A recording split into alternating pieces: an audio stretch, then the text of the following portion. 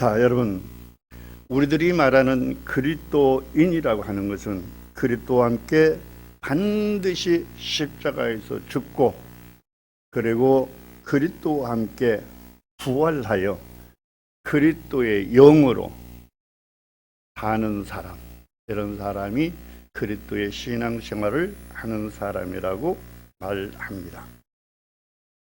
그리스도인이 되기 위해서는 육의 사람, 옛사람을 반드시 죽이지 않는 한 그리스도의 영이 그 사람의 몸을 입고 절대로 신앙생활을 할 수가 없기 때문에 아무리 교회에서 충성된 생활을 한다 할지라도 그것은 신앙생활이 아닙니다. 그리스도의 영으로 인도함 받아서 살지 않는 사람은 신앙생활이 되지 않는다 이 말입니다. 교회 생활을 아주 잘한다 할지라도 그리스도의 영이 없는 사람은 그리스도인이 아닙니다. 2025년 10월 26일 일부 지난 시간에 마무리하지 못한 절기에 대하여 먼저 이어서 말씀을 드리고 시간이 허락하는 대로 다음 말씀을 시작하겠습니다. 우리 따라서 하겠습니다. 예수 믿으면 자기 의지와 전혀 상관없이 그리스도인의 신앙생활이 됩니다. 자기의 운명이 영의 사람의 운명으로 바뀝니다. 아멘. 자, 6월절은 유대교와 기독교에서 모두 중요한 절기로 이스라엘 백성이 이집트에서 해방된 사건을 기념하여 재앙을 넘어가는 구원의 의미를 담고 있는 것이 6월절입니다. 뿐만 아니라 기독교에서는 예수 그리스도가 제자들과 마지막 만찬을 나눈 날이 바로 6월절이며 이 만찬이 신약 성경의 성찬 예식으로 기원이 되어 오늘날까지 이어지고 있습니다. 다음 무교절은 6월절 다음 날에 오는 절기로서 신약시대의 명칭은 순환절이라고도 합니다. 신구약 성경을 통해 이스라엘 백성들이 겪었던 괴로움에서부터 그리스도께서 당하신 고난에 이르기까지 그 쓰라린 괴로움, 고통과 연관된 절기가 바로 이 무교절입니다. 절기의 명칭 자체가 무교떡, 즉 누룩을 넣지 않는 떡을 먹는 절기란 뜻으로 고난을 암시하고 있습니다. 이 무교절의 의식 또한 구약시대에는 7일간 무교병을 먹고 신약시대에는 그날에 금식함으로써 고난에 동참하도록 제정된 법이기도 합니다.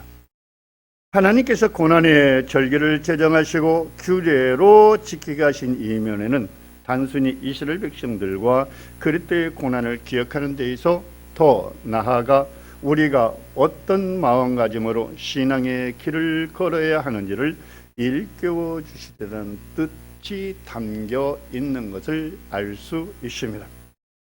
구약시대의 초실절은 하나님의 7개 절기 중 6월절, 무교절 다음으로 오는 세 번째 절기입니다. 이 초실절의 의미는 첫 열매를 말합니다. 날짜는 무교절 후에 오는 안식일 이튿날 바로 다음 날이죠. 요일상으로는 무교절 후 일요일이 되는 이 초실절은 사망 권세를 이기시고 예수께서 부활을 기념하는 절기입니다. 예수님의 부활의 첫 열매를 기념하는 날이라고 고린도전서 15장 1절에 말씀이 기록되어 있습니다. 영상을 보시는 분들은 화면을 보시면 같이 읽을 수 있겠습니다. 고린도전서 15장 1절, 저희는 항상 개역 한글판 성경을 사용하고 있습니다. 고린도전서 15장 1절 화면을 통해서 우리 다 같이 보도록 하겠습니다. 그러나 이제 그리스도께서 죽은 자 가운데서 다시 살아 잠자는 자들의 뭐가 됐다? 첫 열매가 되셨도다라고 기록하고 있습니다. 구약의 초실절을 신약의 부활절로 보시는 학자들도 있습니다. 어쨌든 구약의 절기는 십자가 이후 폐지된 것이 아니라 오히려 예수님께서 완성해 주신 절기라는 것을 저희들이 새삼 깨닫게 됩니다. 마태복음 5장 17절에서 이 말씀을 증거하고 있습니다. 마태복음 5장 17절 화면을 통해서 같이 보시겠습니다. 내가 율법이나 선지자나 폐하러 온 줄로 생각지 말라. 폐하러 온 것이 아니요 뭐하러 오셨다? 네, 완전케 하려 오셨습니다.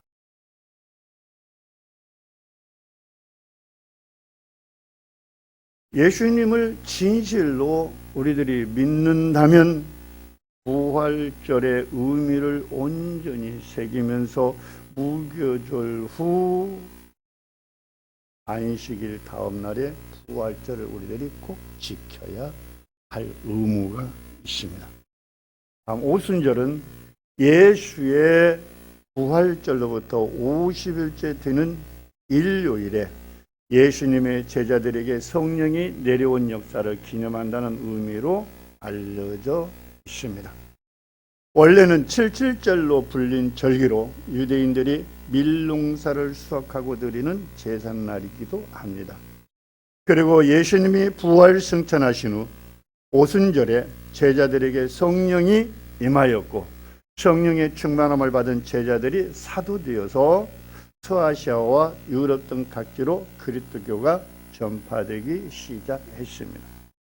따라서 오순절은 그리스도교의 시작이 되는 날이자 그리스도교의 발전을 논할 때 빼놓을 수 없는 절기로 승천하신 예수 그리스도께서 마가의 다락방에 모인 120문도에게 성령을 부어주신 절기입니다. 우리 다 같이 사도행전 2장 1절로 4절의 말씀 받겠습니다. 사도행전 2장 1절로 4절의 말씀 받습니다. 오순절 날이 이미 이름에 저희가 다 같이 한 곳에 모였더니 호련히 하늘로부터 급하고 강한 바람 같은 소리가 있어 저희 앉은 온 집에 뭐하여? 가득하여 불에 혀같이 갈라지는 것이 저희에게 보여 각 사람 위에 임하여 있더니 저희가 다 무엇의 충만함을 받고? 그렇습니다. 성령의 충만함을 받고 성령이 뭐하게 하심에 따라? 말하게 하심에 따라 다른 방언으로 말하기 시작하니라. 여기서 다른 방언이라는 것은 영의 언어를 이야기합니다. 전례적으로 사용하는 경우 부활 주간의 끝절기가 바로 이 절기죠. 그리고 이 오순절은 지금은 성령 강림 주일이라고 저희들이 부릅니다. 현재 오순절이라는 이름으로 불려졌으나 오순절 교단이 우리나라에 있어가지고 그 교단의 혼동을 방지하게 성령 강림주의라고 개명하여 부르는 것 같습니다. 이 오순절 교단은 미국에서 우리 한국에 들어와 있습니다. 이 오순절 교단도 장로교처럼 기독교 교단 중에 하나입니다. 성경을 문맥 따라서 공부를 합니다. 그리고 일반 개신교에 비해 한마디로 뜨겁게 찬양하고 기도하고 은사도 능력도 말씀도 굉장히 강한 편입니다. 오순절 교단의 성경 공부는 어느 신학교에서 공부하지 못하는 굉장히 날카로운 성경 공부를 합니다. 또 세례도 흐르는 물 속에서 침례를 합니다. 저는 세례를 2번이나 받았지만 여기에서 침례를 받았는데 여기에서 받은 침례는 흐르는 물 속에 들어가 잠기는 그런 유형의 침례였습니다. 이 침례를 받으면서 제가 놀란 것은 물 밖으로 내 고개가 나오는 순간 세상이 새롭게 보였다는 것입니다. 그리고 저는 이후로부터 이 침례를 모든 분들에게 권장합니다. 다음 나팔절은 유대교의 4대 절기 중 하나로 시브리력 7월 1일에 새해를 기념하여 대속죄일을 준비하는 날입니다. 나팔절은 모세가 십계명을 받으러 시내산에 올라간 후 이스라엘 백성들이 우상 숭배로 인해 첫 번째 십계명 돌판을 깨뜨린 사건에서 비롯된 것입니다. 이후 모세가 두 번째 십계명을 받아 내려오기 10일 전 백성들의 회개에 나팔을 불기 시작한 것이 나팔절의 시작의 유래라고 합니다.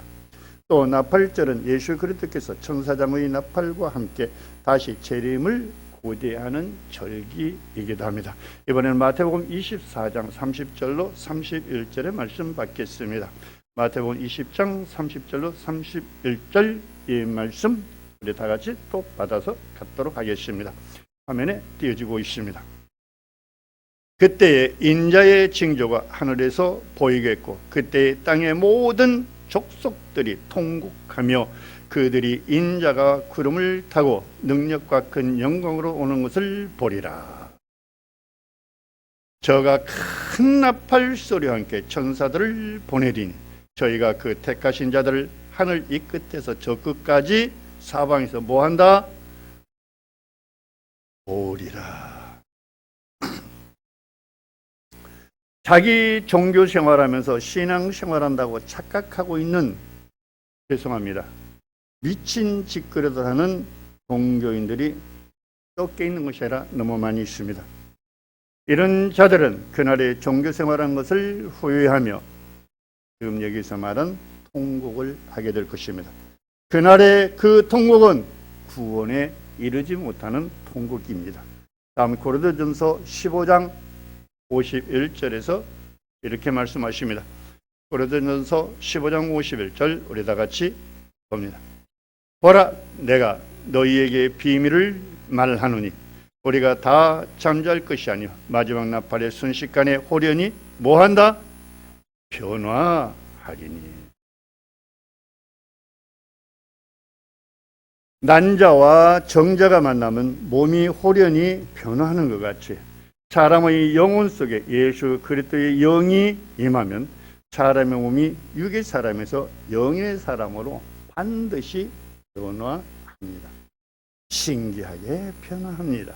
이때부터 천사들이 수종을 들며 성령이 친히 요한복음 4장 14장 26절 신령한 교육을 하시면서 만나를 먹이시며 신앙생활로 이끌어 가십니다. 이때부터 사마귀는 강력한 시험을 주기도 합니다.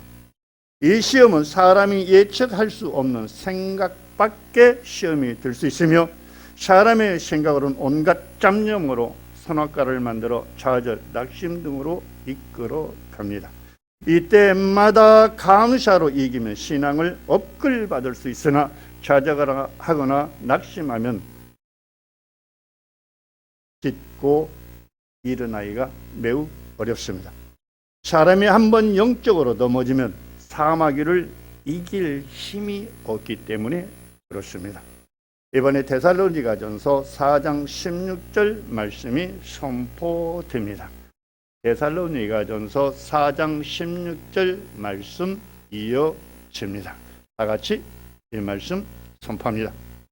주께서 호령과 천사장의 소리와 하나님의 나팔로 친히 하늘로 쫓아 강림하시리니 그리스도 안에서 죽은 자들이 뭐하고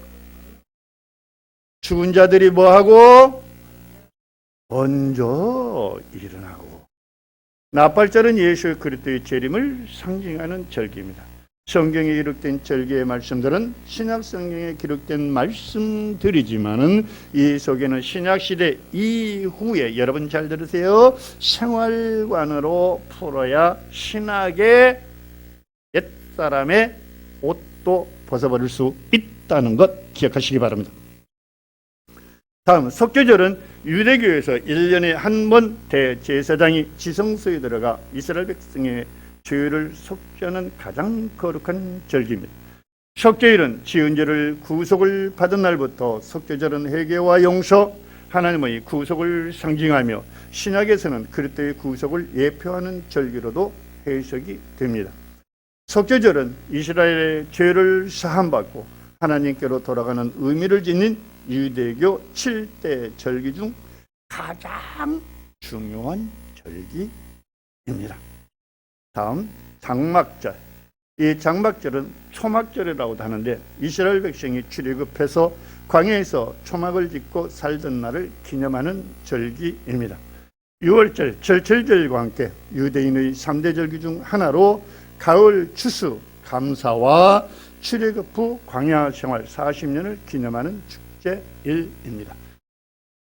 초막절은 수장절이라고도 불리며 유대력 7월 15일에 시작해 7일간 지키며 우리나라로는 양력 9시월경에 해당되는 때입니다. 장막절은 이렇게 성령의 충만한 임재와 영원한 생명을 상징함으로써 천년 왕국 새 예루살렘 하나님의 완전한 통치를 예표하는 절기로도 신학자들은 해석하고 있습니다. 이처럼 장막절은 감사와 회복 그리고 미래에 대한 소망을 담은 유대인의 대표적인 명절입니다. 뿐만 아니라 신랑 되신 예수 그리스도께서 성도들을 위해 준비하신 새 하늘과 새 땅에서 살게 되는 절기입니다. 굉장히 기분 좋은 절기입니다. 이 절기를 요한계시록 21장 1절로 8절에서 우리에게 이렇게 말씀하고 있습니다. 요한계시록 21장 1절로 8절의 말씀 천천히 받아서 가지고요. 이 말씀은 시간이 없어가지고 해석하지 못하고요. 읽어 넘어가는 수준으로 하고 이 시간 마치도록 하겠습니다. 요한계시록 21장 1절로 같이 읽겠습니다. 또 내가 새 하늘과 새 땅을 보니 처음 하늘과 처음 땅이 없어졌고 바다도 또 내가 보매 거룩한 성 예루살렘이 하나님께로부터 하늘에서 내려오니 그 예배한 것이 신부가 남편을 갖더라. 다음 3절 내가 들으니 보좌에서 큰 음성이 나서 가로되 보라 하나님의 장막이 사람들과 함께 있음에 하나님이 저희와 함께 거하시리니 저희는 하나님의 백성이 되고 하나님은 친히 저희와 함께 계셔서 모든 눈물을 그 눈에서 씻기심에 다시 사망이 없고 애통하는 것이나 곡하는 것이나 아픈 것이 다시 있지 아니하려니 처음 것들이 뭐하더라? 다 지나갔음이더라.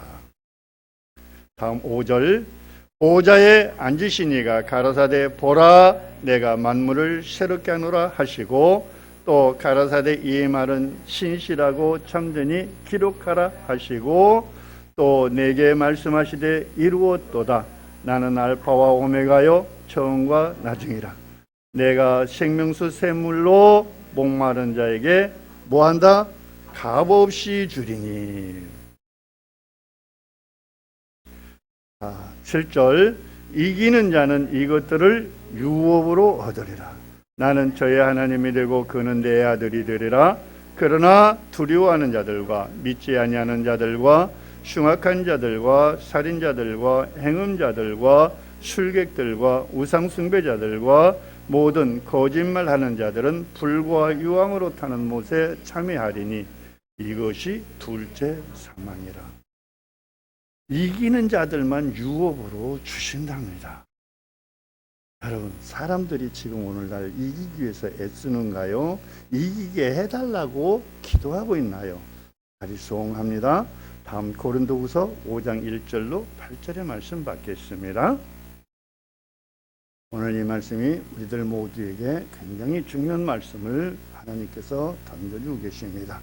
고린도후서 5장 1절로 8절의 말씀 이어서 받도록 하겠습니다. 먼저 1절 만일 땅에 있는 우리의 장막집이 무너지면 하나님께서 지으신 집 곧 손으로 지은 것이 아니요 하늘에 있는 영원한 집이 우리에게 있는 줄 아나니.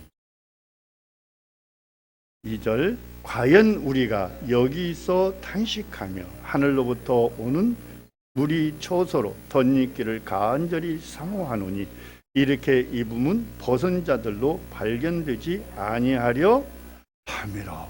굉장히 감추어져 있습니다.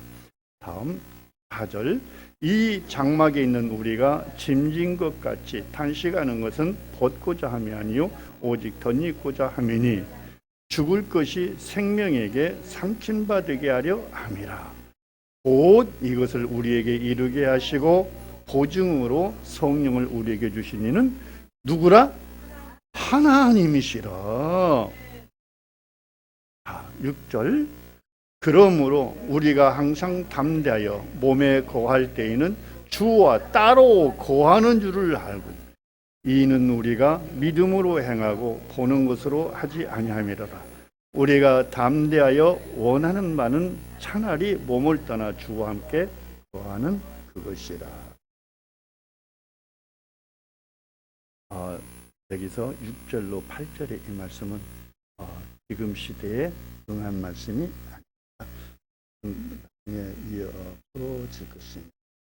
이렇게 유대인들은 지금도 이 7가지 절기를 잘 지키고 있습니다. 왜 하나님이 이런 절기를 정해놓고 지키라고 했을까요? 이 절기들은 예수 그리스도의 구속사를 우리에게 가르쳐주는 영적 의미가 숨겨져 있습니다. 하나님께서 하신 일을 기억하고 후대에 가르치라는 뜻이기도 합니다. 신명기 6장 4절로 9절의 말씀 받겠습니다. 신명기 6장 4절로 9절 말씀 선포합니다. 신명기 6장 4절로 9절 이스라엘아 들어라. 우리 하나님 여호와는 오직 하나인 여호와시니 너는 마음을 다하고 성품을 다하고 힘을 다하여 네 하나님 사랑하라. 오늘날 내가 네게 명하는 이 말씀을 너는 마음에 새기고 네 자녀에게 부지런히 가르치며 집에 앉았을 때이든지 길에 행할 때이든지 누웠을 때이든지 일어날 때이든지 이 말씀을 뭐하라? 강론할 것이며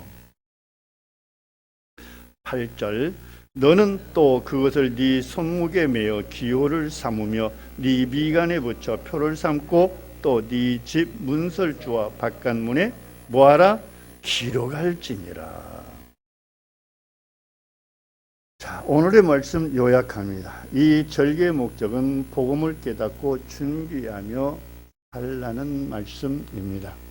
하나님의 은혜를 아는 사람은 생각의 관점이 다르죠. 하나님의 은혜를 알면 불평이나 불만이나 원망이 보인다? 안 보인다? 안 보입니다.